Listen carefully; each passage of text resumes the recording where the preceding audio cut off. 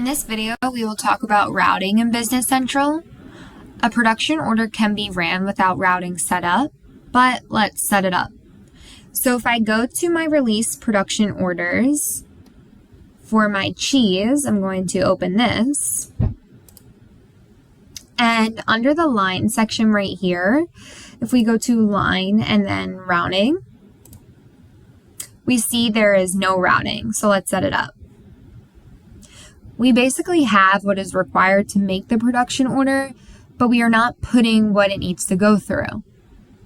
Which work center it's going to go through, how long it's going to take, is there a cost center, etc. I will start setting up the routing in this video. So I will global search for work center.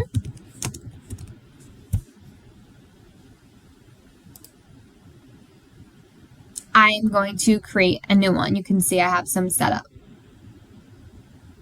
You need to set up a work center. Possibly underneath that, we'll have a machine center before you set up a routing. Work center is an area where things are getting done. In this case, it's going to be grating cheese, and a machine center could be each grater used, for example. So I'm going to click on New. And I will call this grating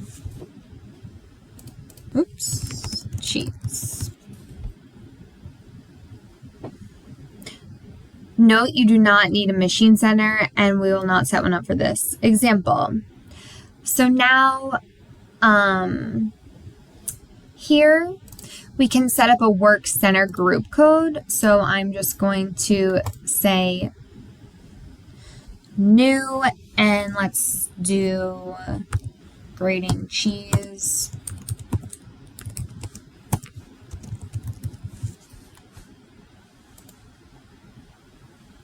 Say okay. You can see here we can give it a cost, but I'm going to skip this for now. If we expand scheduling, we could give it a unit of measure code. I'm going to be using minutes. And what's very vital on this work center card is the shop calendar code right here. This tracks how many hours of the day this work center is active. So if I click on new, and I'm just going to create a standard shop calendar.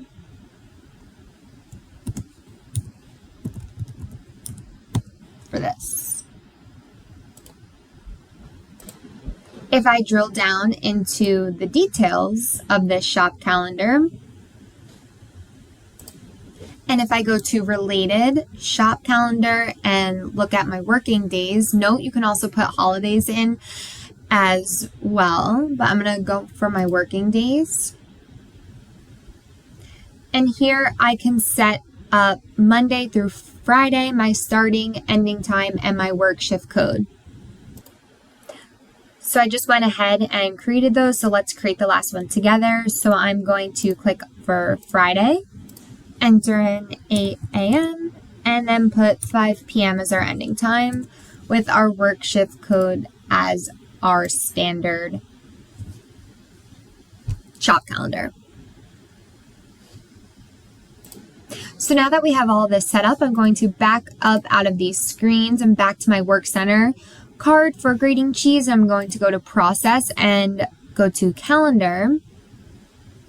I'm going to show matrix so we can see how much capacity the grating cheese has. As you can see, we have nothing as of now, so we're going to have to calculate by going to actions, functions, and calculate. And we're going to put a starting date of the 1st of 2024 and the ending date of December of 2024. So I'm going to calculate for every single day in 2024 so we can see the capacity of how much time we can use. I'm also going to make sure that it's specifically for our grating cheese work center. And I'm going to click OK.